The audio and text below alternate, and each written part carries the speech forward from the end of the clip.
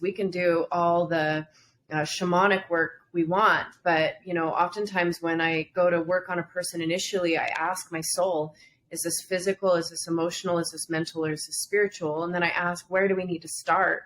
Because there's so much happening beyond the veil of what we see with our five senses.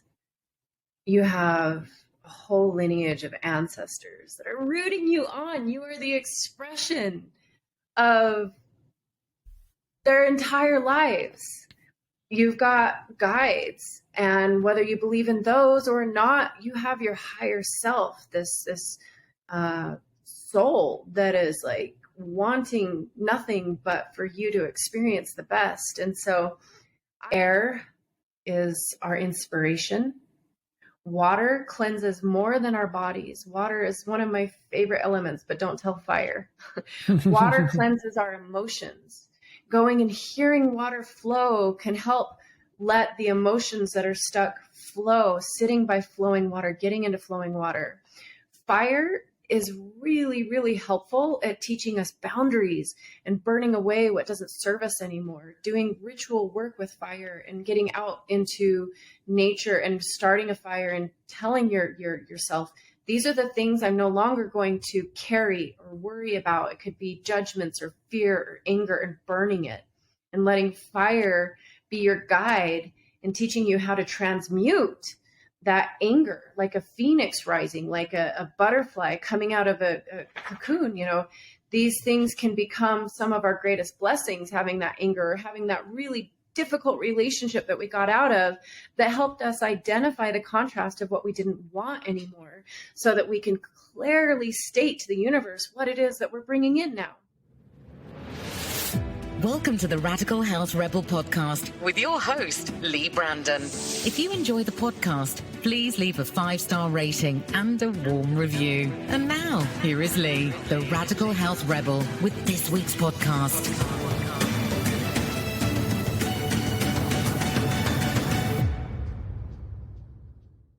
Nicole DeVaney, welcome to the Radical Health Rebel podcast. Thanks for coming on the show.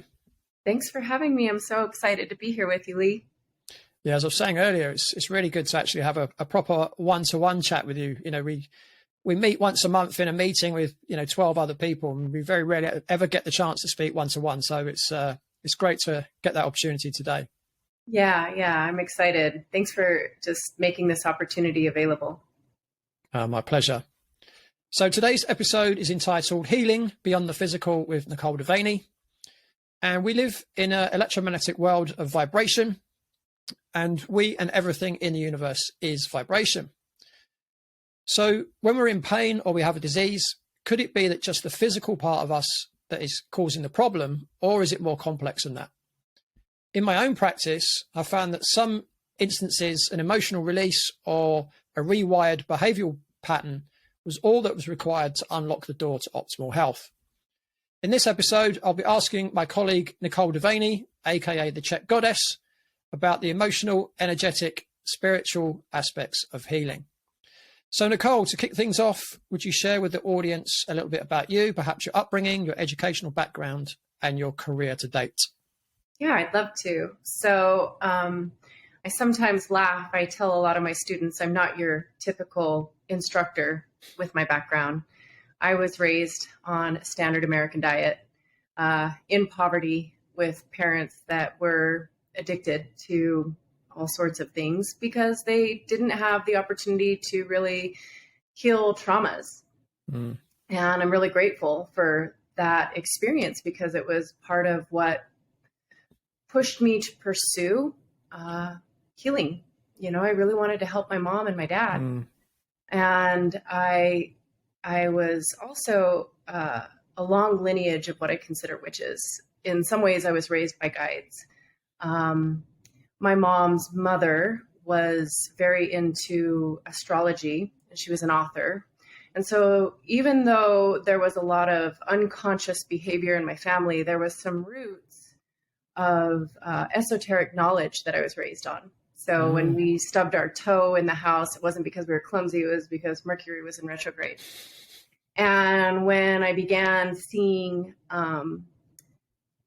different people that weren't there, instead of saying to me to make me feel better as a little girl, it's okay, there's nothing there. My mom would actually open up with questions like, well, what are you seeing? And what do they look like? And do they say anything to you? And eventually we identified 2 of them, which were my grandmothers, in some family albums, which led me to really kind of getting raised by my guides and really developing my intuition. I was blessed to transition from what I considered like a poverty mindset through, some of our biggest traumas become some of our greatest triumphs. I went into exotic dancing, probably because of a background of sexual abuse. And for the first time, I oftentimes tell people I experienced safety and security, not so much because I was dancing, but because financially my needs were met. And with that, I was capable of paying for classes and workshops and teachers and what I consider elders that helped guide me in ways that my parents couldn't, including Paul Chek. And it was a beautiful opportunity to really grow myself. So I joke that I went through early retirement in my 20s. I spent most of my time paragliding and modeling and traveling the world and just dancing occasionally when I needed money. And my daughter was born when I was about 26, and I became a single mother fairly early in her life. And all of that propelled me forward to having to become grounded. And I also, in that, where I loved yoga. So my job was to have a beautiful body. And I did that through the ways that I thought would be healthy. I was vegan. I was yoga. At one point, I competed in the Yoga World Championships. In training for that, I actually broke my spine. And it was really, really scary because I couldn't pick my daughter up. And I was the person who was bringing home the bacon and cooking the bacon. And at that point, I asked Great Spirit for help. I was never religious, but very spiritual. And that led me to my first Chek practitioner, which little did I know, as I was fixing my back, I would be fixing my gut and my brain, and then ultimately stepping into the purpose that my soul came here to do. And so now I spend my days supporting others who've been told, oftentimes through all the different various ways of trying to heal and medical routes, that there's no hope for them, showing them that there's not only hope, but showing them what good feels like for the first time in their life. And what I really, really loved about the Chek Institute, and I joke about this because I was actually teaching wellness. I had a pole dancing studio in Salt Lake for 3 years. And I opened it not knowing a single pole trick. I really had the desire to teach women how to love themselves and how to step into healing and health. And I joke that I broke my back because I didn't really have the science right. And the first, half of Chek is a lot of deep science. But unlike any other school out there, the second half is forgetting what you think you know and diving into the energy and the shamanism. And that piece I already had. And it was so nice to get the science and balance that yin and yang of my knowledge. Awesome. So what point were you still dancing when you started educating yourself? Yeah, I actually danced for 15 years. And how old were you when you started kind of going more into, learning more from an educational kind of background? Well, I started dancing when I was 19. And I also started Kundalini yoga at that age as well. And so I've always been a seeker of knowledge, maybe not certificates, but definitely of knowledge. And the dancing was something that wasn't like I was doing it because I needed money. I truly believe that the work that some of those women are doing should be done in temples. That it was some of the best years of my life. Unfortunately, we have such a societal view of sex and sexuality and eroticism that it turns it dark. And a lot of people are imbibing in certain addictions in order to be there, just to experience like that beautiful erotic creation energy. And so I did it because I really, really enjoyed the ability to adorn myself and to express through movement and medicine of music the beauty that I felt in my heart for life and for dance. It was kind of funny. You don't normally see standing ovations at strip clubs, but oftentimes I'd really feel the music energetically coming in and really want to bring that energy forth. And to this day, you know, in ceremonies that I do with different medicines, oftentimes one of my healing pieces is dance.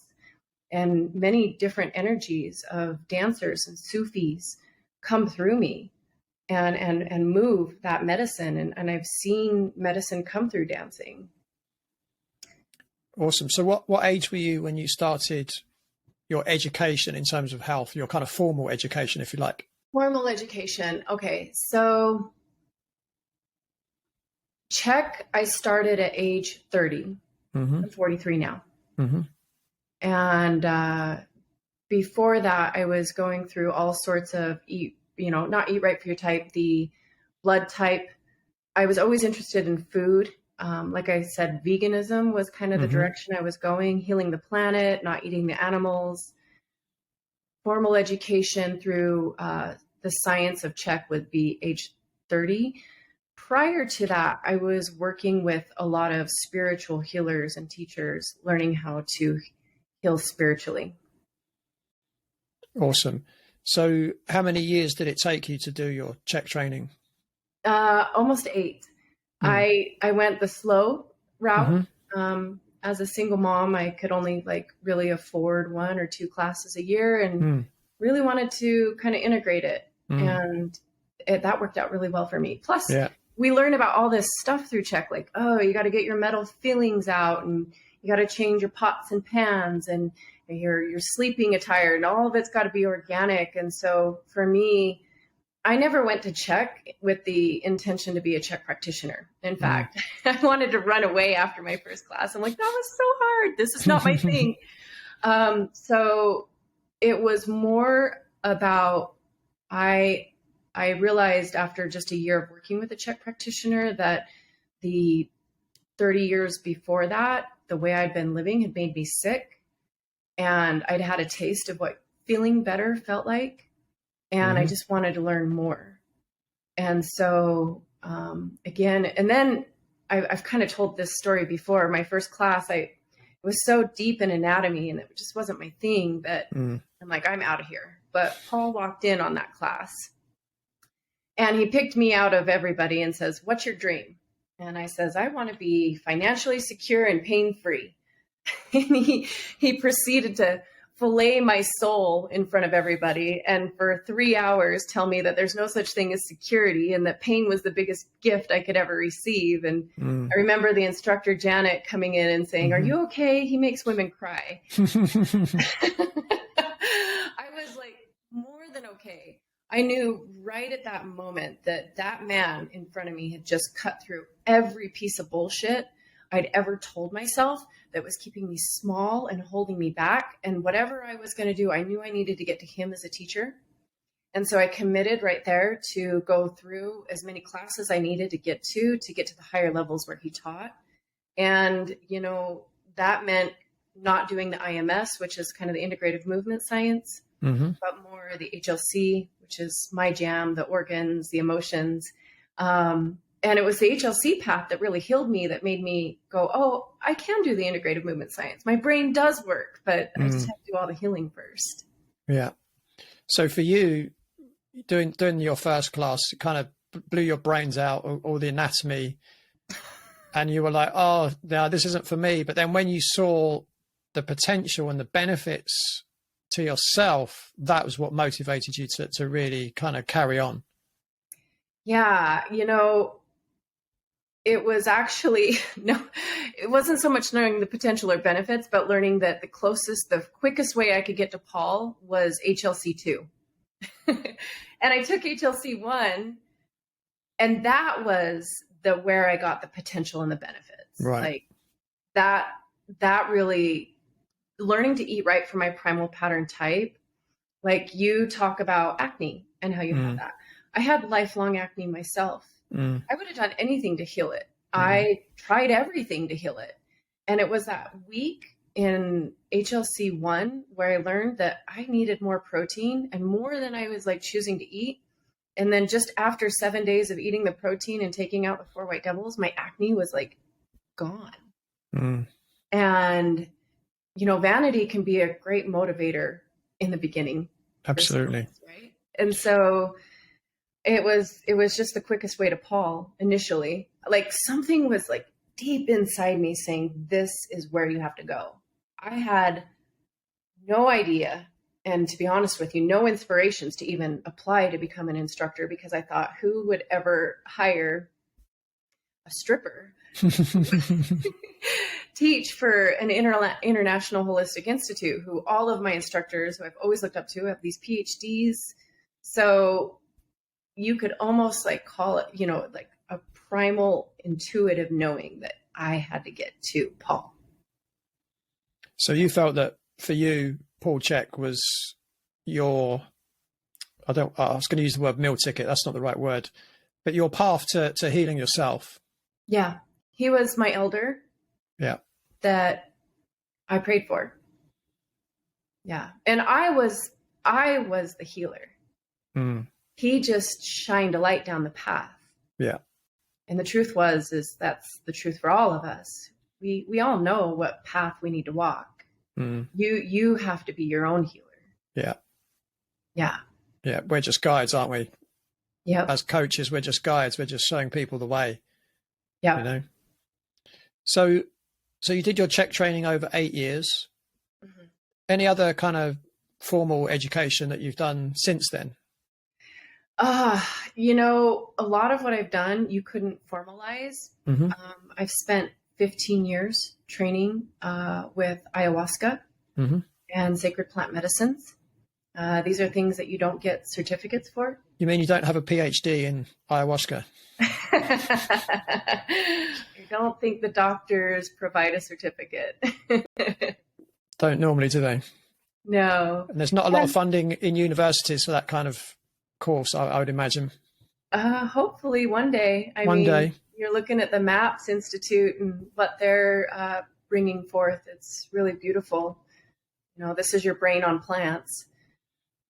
They're now showing the actual, studied data, what these medicines can do for us. And yeah, I've done a lot of other courses that, again, you don't see certificates for. I study with a Celtic Irish shaman.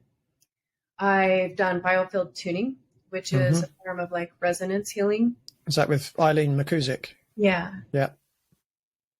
And just little tools along the way in my tool belt.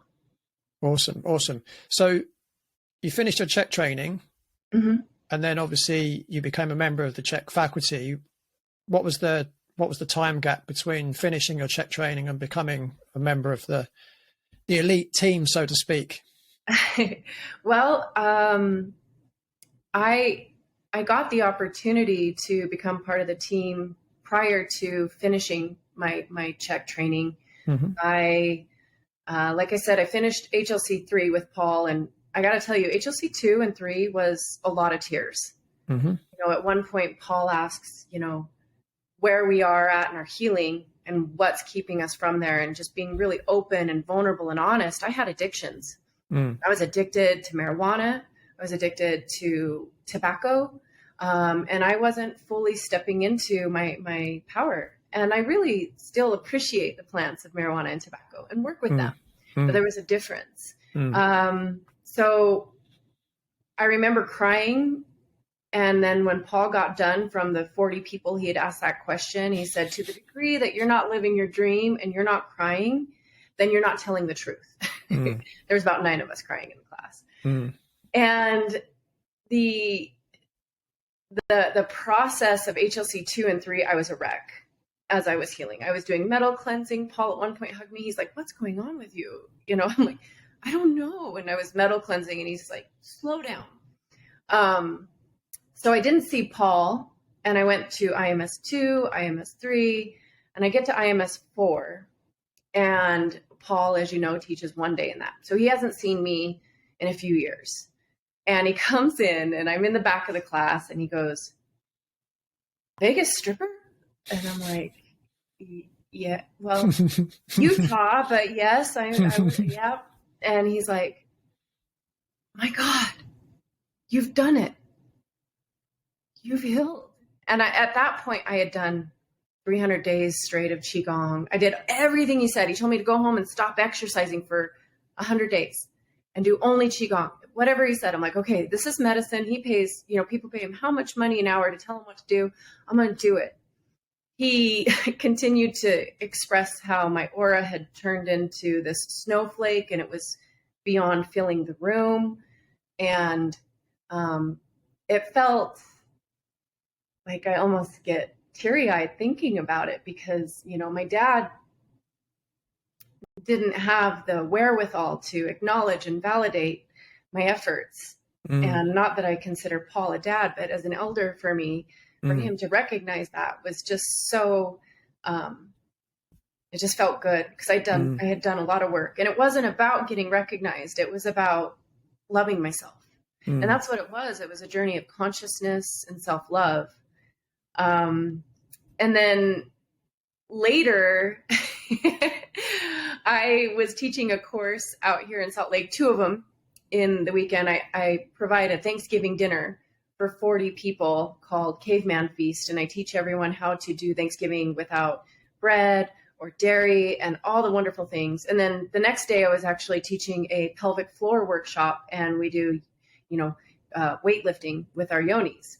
And I found a picture, and at that time I was really trying to produce a lot of social media posts and build up my business. And I found this picture of a turkey in the store that had been wrapped by cellophane, and it looked a little bit like a shaved woman's yoni. And I'm like, I'm so nervous. Do I put this out on the internet? And of course I've got that humor, but you got to have to find that fine line between professional and not. And I'm like, you know what? This is me. So I put it up, and I'm like, this sums up my weekend. And then I posted my 2 courses. And Angie Chek saw it and laughed at the post and said, Paul says he bets that you weren't raised religiously. And later that week, I got an email from Paul, which I'd never gotten an email from Paul. I was kind of shit in my pants a little bit. I'm sorry. Can we say those words? You can. And it basically shared with me how I had evolved from the dark side of the prostitute archetype to the light side. And that what I was doing with the money that I created through what I had done to what I'm doing now was bringing it to heal the planet. And that he would love for me to provide courses for the Institute. And then he also said, the other thing I'd like to offer you, and the journey is long and arduous, but if you'd like to become an instructor, we'd be honored to have you. Fantastic. I know. I was like, I remember doing the happy dance for about 2 weeks. And when I asked him, I'm like, why me, Paul? I'm like, you have so many amazing, incredibly smart Chek practitioners across the world. And I just feel like my background isn't set up to really be a presenter, an instructor. And he says, we have enough PhDs. It stands for piled higher and deeper. You walk your talk, and you have that mothering energy, which we really need at the Institute. Yeah. And so I just really appreciate being able to honor that. Sorry, it was a very long answer. That's a good answer. It's a good answer. And I would just add to that, obviously Paul knew you a lot sooner than I did, but as soon as you came into the team, I could see that you were adding something that we didn't have. You were bringing in a completely different energy, and it just makes the team, that much stronger having you on the team, for sure. Well, I plan on teaching a twerk shop at the faculty meeting this year. I'll be doing the music. Okay. You can still twerk over a DJ table. True. Awesome. So talking a little bit deeper now in terms of, getting into the health aspect of it. What do you think about physical ailments and disease? So, do you think that, all physical ailments and disease have some sort of emotional or energetic connection, or can some injuries or diseases be purely physical? What's your view on that? I don't think you can separate energy from physical. Mm-hmm. We are light and vibration slowed down enough to become matter. Yeah. I oftentimes say there are no accidents. We don't just stub a certain toe. And the body is a map to what's happening energetically. I was thinking the other day, one of my beautiful friends who just had a baby in Hawaii, beautiful shaman, sent a message saying, Bodhi was up all night. I was drinking moringa tea, which was supposed to be this green tea that happened to have yerba mate in it, and I didn't know. And I'm like, of course he's making his way to his plants. He's a little shaman. There are no accidents, maybe he just wanted to have a little caffeination experience to add to his repertoire of early experiences as a young plant teacher. Yeah, and so I just, my back story, I wouldn't change it for the world. All of that pain, I oftentimes say that our disease and our pain is like the shepherd dog nipping at our heels saying, you're not on a path that you chose to be on before you came into this world. And so we're going to stop your ways of distracting yourself with whatever it is you're distracting, your relationships, your jobs, your phones, and we're going to get your attention. And through getting your attention, whatever it is that you've got to do to fix this, we're going to put you on the path. Yeah. Yeah. And you can choose to go down that path, or you can choose to ignore it as well, right? Or medicate it. Well, that's how you ignore it. Yeah. Right. And unfortunately, a lot of people don't know that they're ignoring it. They just know that that's what mom did and mom's mom did. You go to the cupboard and get an aspirin. Go to the doctor and get a prescription. And another one and another one. Yeah. Yeah. Yeah. Because we live in a society where, the paradigm, if you like, is, well, if you've got pain, you've got to get rid of the pain. Right. Just numb the pain. But really what you're saying is when we have the gift of pain or the blessing of pain, it's trying to teach us something, and we need to listen and then try and work out, okay, so what's it trying to teach me, rather than, well, let's get rid of the teacher. Right. Right. And also recognizing that we get to, it's like a volume button in the sense that if we keep the volume down, nature will try to balance itself by turning it up. And so we have this like comfort-based society, which, in research is showing is leading to the depression and anxiety that we see overwhelmingly. Yeah. And if we can take that volume button and say, well, I'm going to do a cleanse and just turn it up for a minute and allow some of that experience that doesn't feel very good to give us little increments yearly of not feeling very good, we don't get that big, shift that balances itself out at the end. Or I'm going to do an ice bath, or I'm going to, train and make my muscles hurt for a minute. So I like to think that,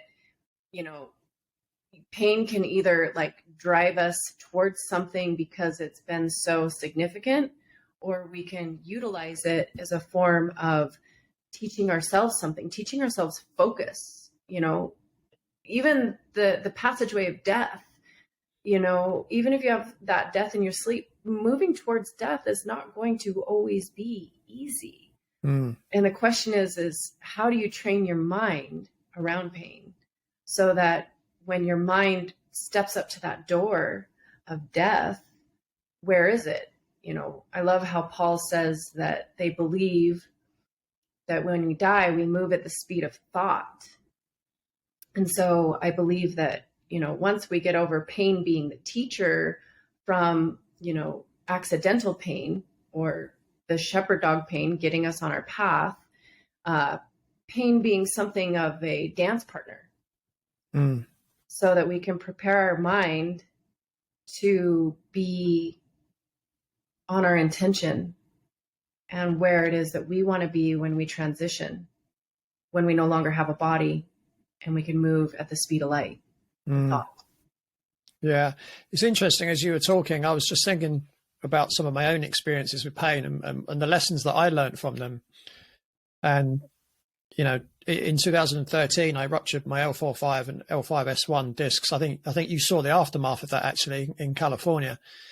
And my lesson was stop working so hard, because, you know, I've always been relentless in everything I've done, really. And it's something that Paul was always, you know, tried to point me in the right direction. You know, you're too young. You've got to slow down. You've got to rest more. And, you know, the fact that I couldn't use my left leg and I was in a lot of pain made me slow down. Right. And that was quite a wake up call, that even though I'm quite relentless still now, I'm just much better at resting, much better at getting to sleep on time, much better at when I finish a project to give myself a bit of breathing space before I start the next one. Right. Because I used to be someone that, right, I've done that. What's next? Right. I'm starting that tomorrow, you know, and there was no breather.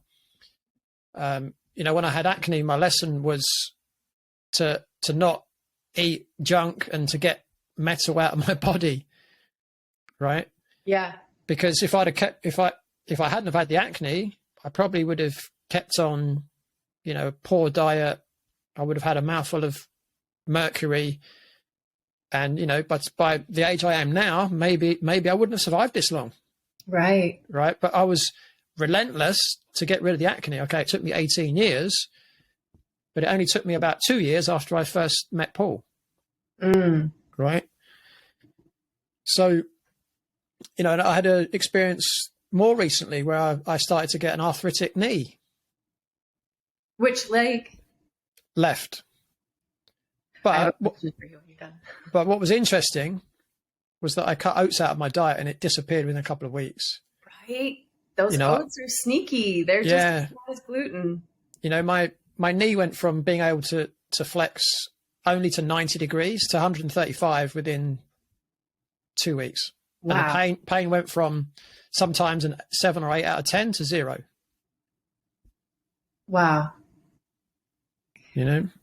Do you find with that teaching of the breaks, the left leg we know is the feminine, which is great mystery and spirit, that when you take those breaks, that the whatever you want to call it, the ancestors, the guides, the teachers, all the forces that are rooting for us beyond the veil do a lot of the work for you? Yeah, I mean, I actually did 2 week, what I would call hibernation over Christmas. Right. I worked really hard last year, but I took 2 weeks off and did nothing.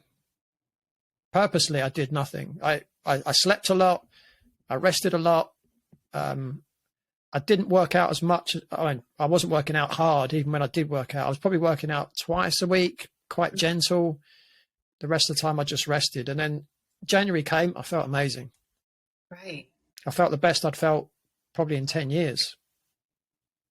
And sometimes I find like doors open, like people reach out to you and they're like, hey, I heard you're doing this. And then next thing you know, opportunities arise that you weren't even trying to make happen.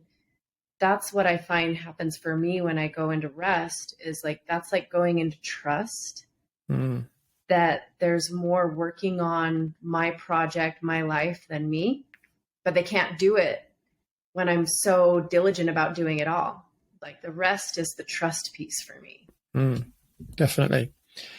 Do you have any examples of clients that you've worked with that have had a physical problem and you've helped them identify what the actual cause is and how that helped them overcome the physical problem?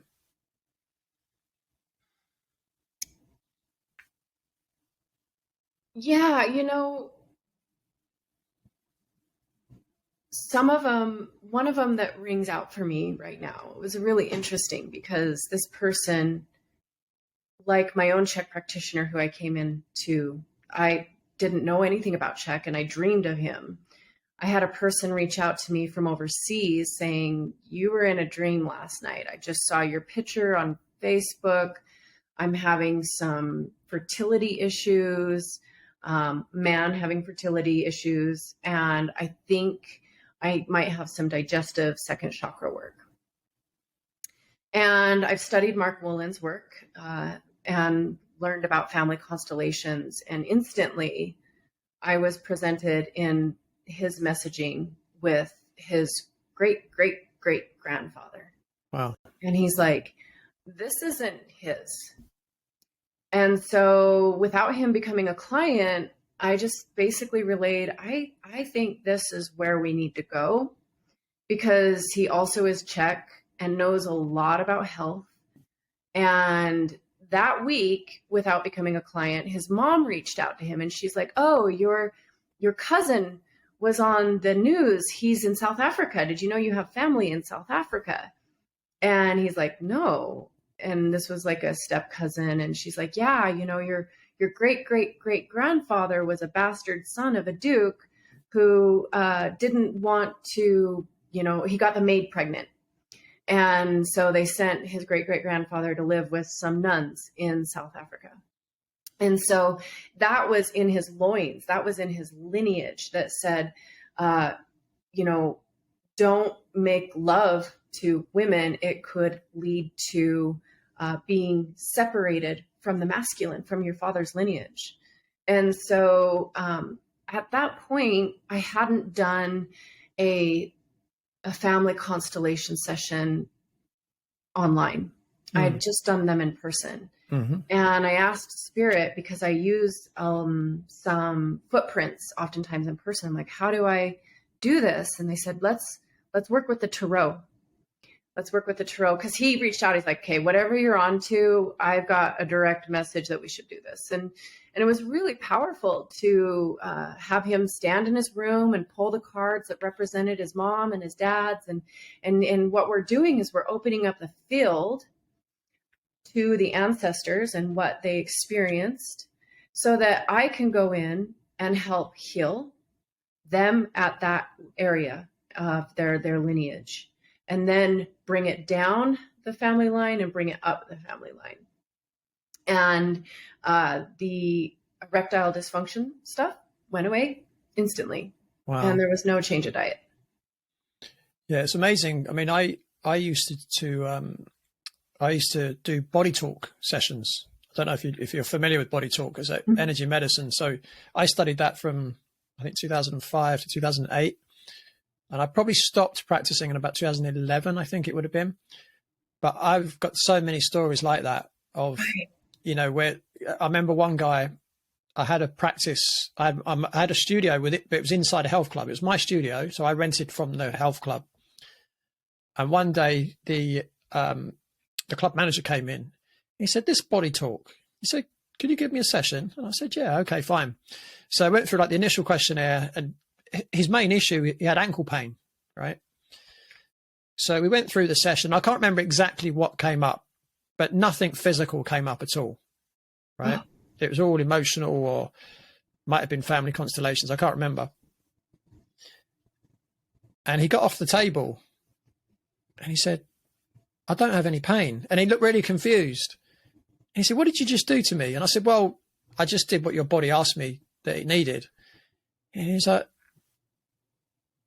that's really strange. He said, I actually thought that you were a bit of a charlatan, and I was coming down here to make sure that you weren't a charlatan. And in fact, I was going to cancel your contract if I thought you was a charlatan. He said, I'm completely sold. He said, my ankle's completely free of pain.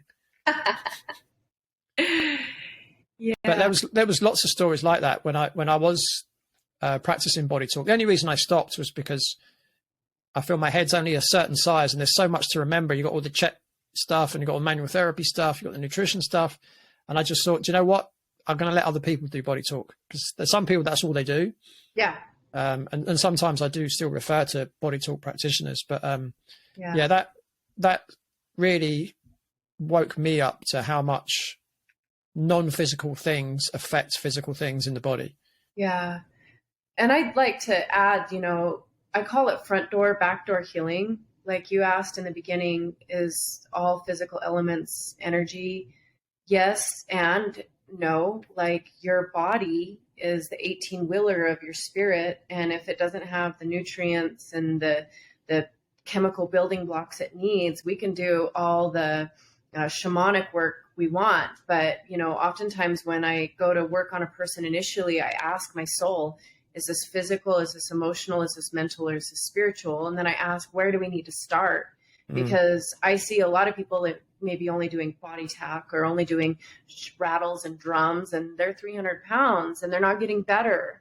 And so, you can't separate them. You have to be holistic in the process. But sometimes it's the front door and we're cleansing your colon, and then next thing you know, you're pooping out the grief of your divorce 10 years ago. Or it's the back door and we're talking about your divorce. And then next thing you know, you have a big poop a day later without taking any colon cleanse. It's so cool the way it's interconnected. Absolutely. Absolutely.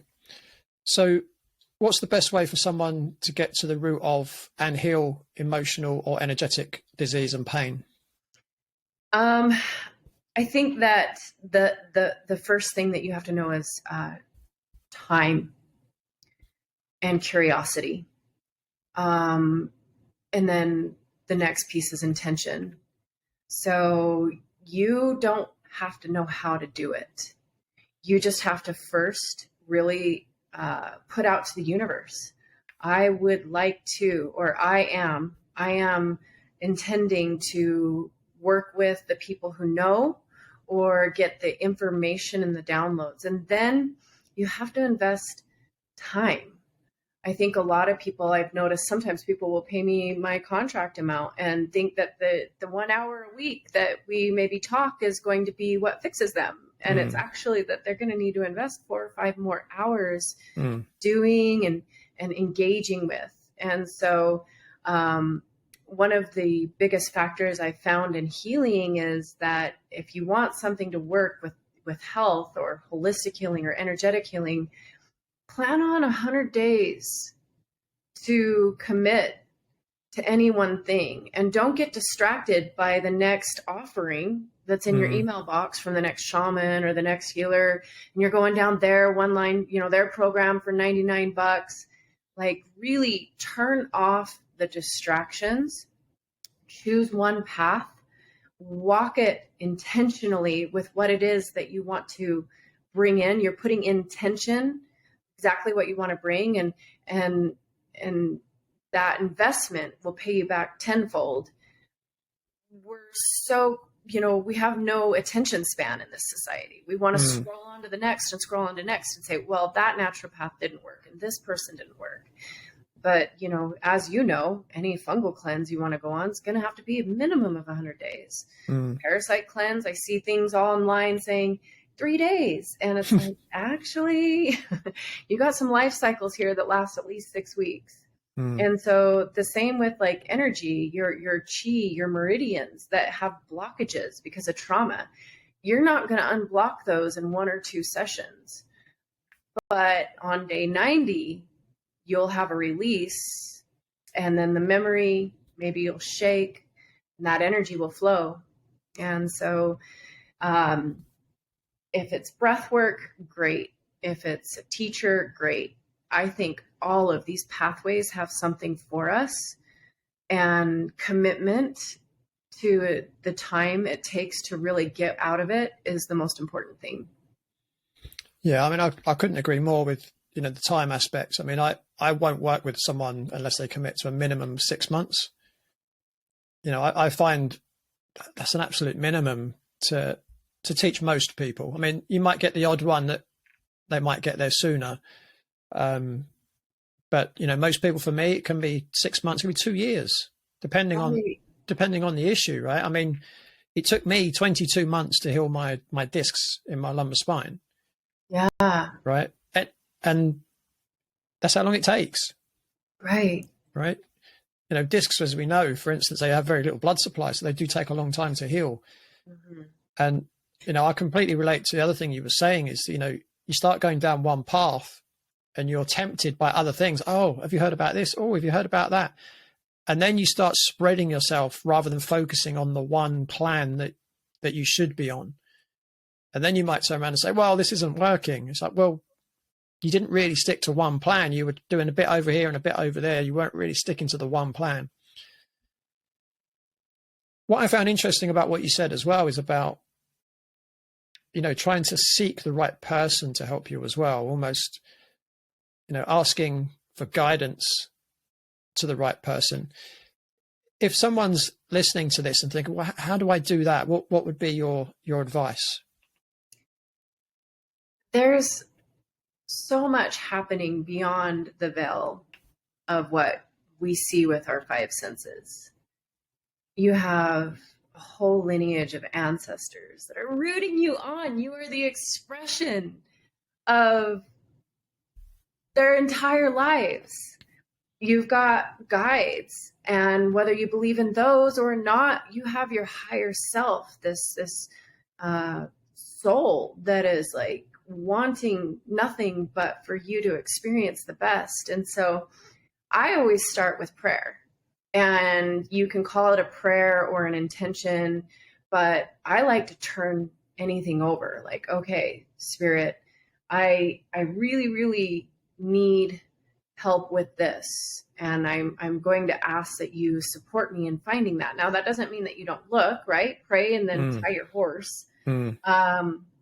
But from there, being open, I oftentimes ask Spirit for 3 really strong signs, and just be careful of automation emails because you may get 3 really strong emails a week in a row. But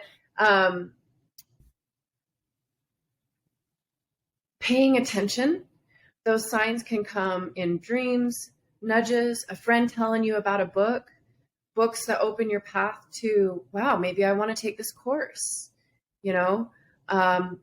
Every major influential experience and teacher in my life has come through a dream and an ask. And so everyone has different ways of being intuitive. They call them the clairs, clairvoyance, clairsentient. And feeling into, how you feel around a certain person, or going into a certain gym. Maybe you're trying to go the route of getting stronger and getting exercise. And so you start to explore gyms. And when you go in there, just feel in your gut, does this feel like a place? Does this smell like a place I want to be at? And really, not letting marketing be the deciding factor for you, because they are, I've studied marketing. I know how to make a hard sell if I wanted to. And this is the same thing like the food manufacturers are doing. They're finding our bliss points. They're finding our pain points. And so I really try to turn my heart open to everything, including marketing, but being aware of that marketing. And so if there is a course or a teacher that you're interested in, taking their information and placing it on, if you carry an altar in your house or some place that reminds you that you're thinking about this person, and you put their name there, you put their logo there, and you keep walking by it, and you find out if that feels aligned for you, or yes, oftentimes you will dream about it. And that's the biggest thing, is just put the prayer out, the intention, and the teacher will come. Yeah, interesting. I mean, one thing that certainly works for me personally, and I use it a lot with clients, and it's slightly different, but on a similar vein of what we're talking about here. But something as simple as affirmation statements. Right. I just find that can be so powerful. You know, towards the end of last year, you know, we're going through a difficult financial time across the world, right? And I had probably 50% of my clients within the space of 2 weeks all say, I've lost my job, or my business is going under, or I just can't continue on the program. And I was like, okay, fine.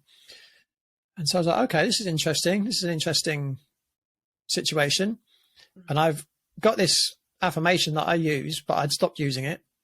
So I started using it again. And all of a sudden I'm overrun with clients. Oh, I want to know it. You gotta share it. Well, it's a financial one. Okay. So I don't mind sharing it. So I've got to remember it now. And I try and say it 60 times a day. And now I'm live on my podcast. Can I remember it? Okay. Yeah. It's, I'm happy and grateful now that I'm rich and wealthy and money flows easily to me. Love it. Yeah. Right. So I'm wealthy.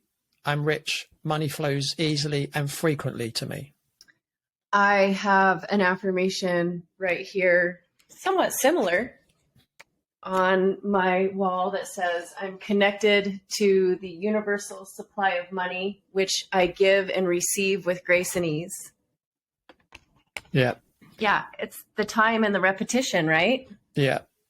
And I would say to people, if you're listening to this thinking, oh, that's a load of nonsense, then I would have to agree with you if that's what you believe, because if that's what you believe, then it's true.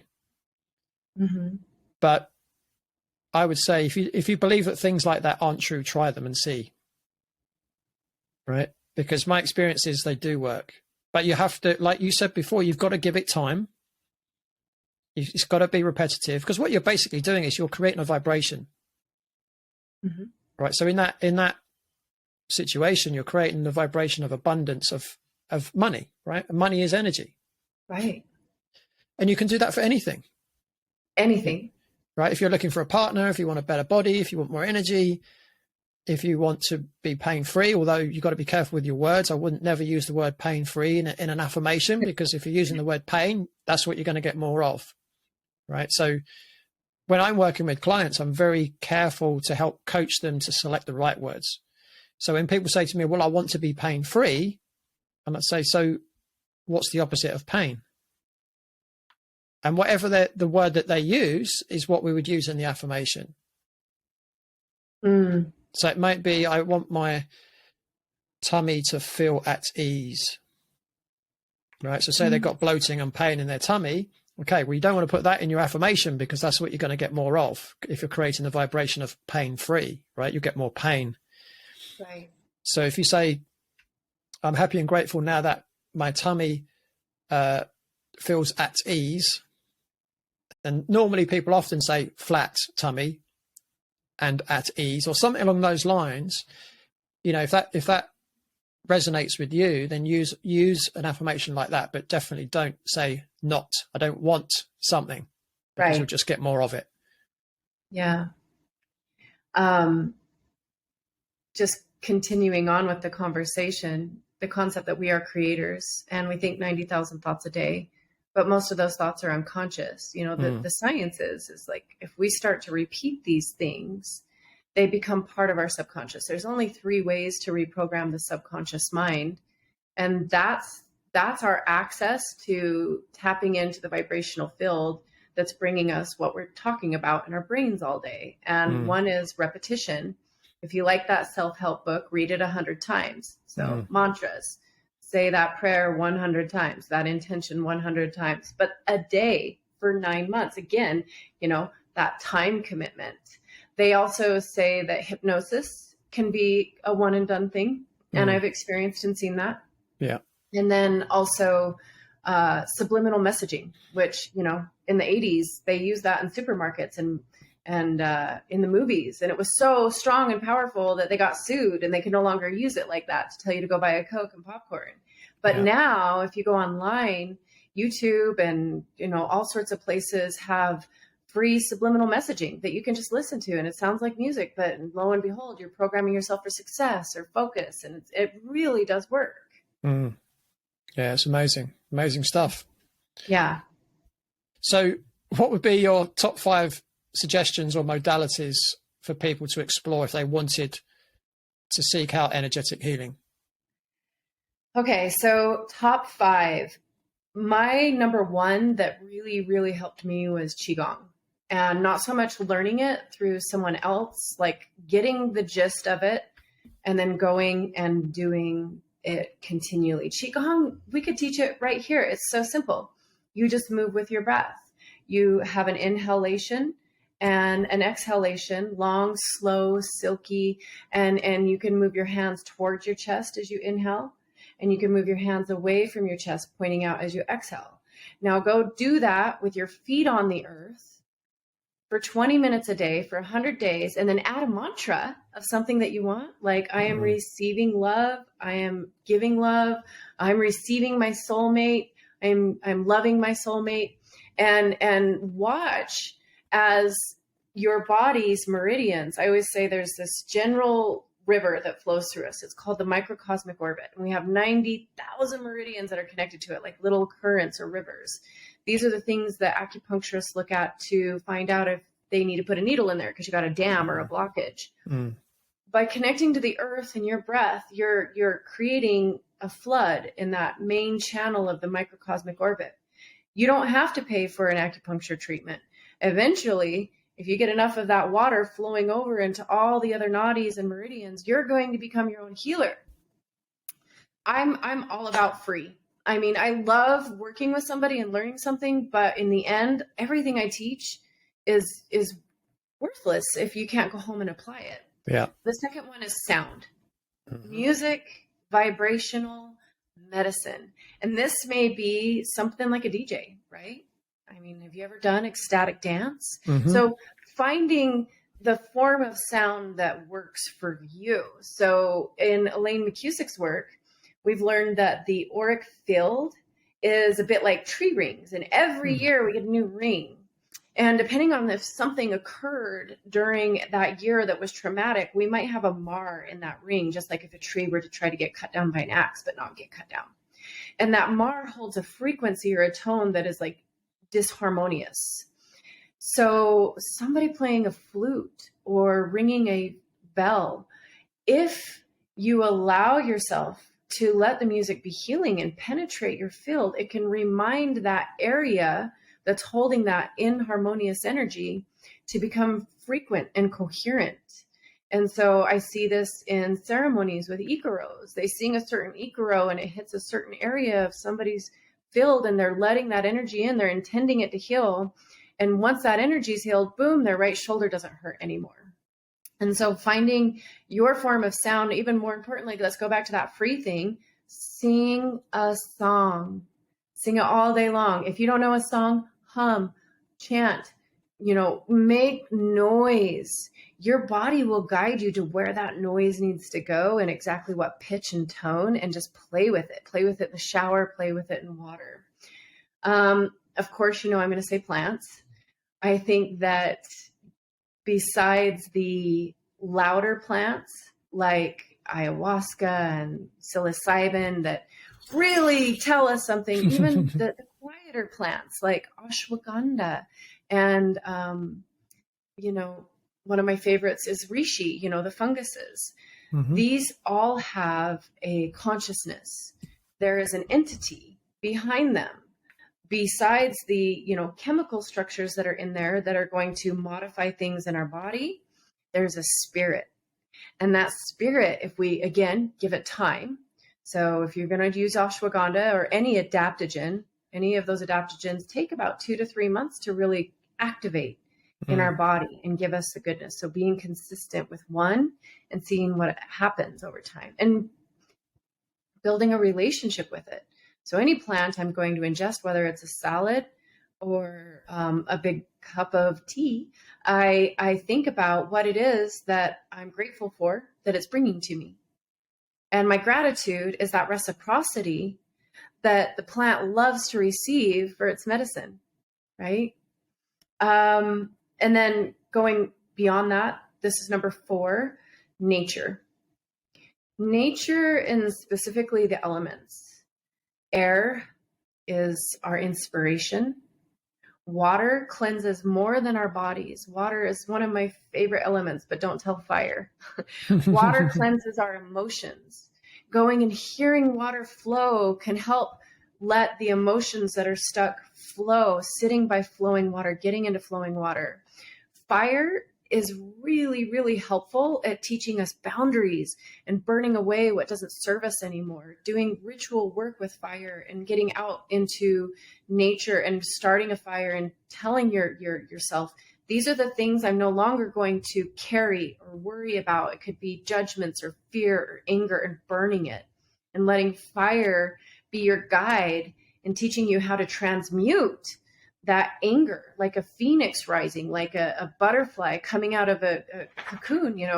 These things can become some of our greatest blessings, having that anger or having that really difficult relationship that we got out of that helped us identify the contrast of what we didn't want anymore, so that we can clearly state to the universe what it is that we're bringing in now. If you're enjoying this episode and want to watch the full unedited version, completely ad-free, head on over to our Patreon channel for a free 7-day trial at www.patreon.com/Radical Health Rebel, where you'll have access to lots of other premium content and exclusive discount offers. Thanks for watching.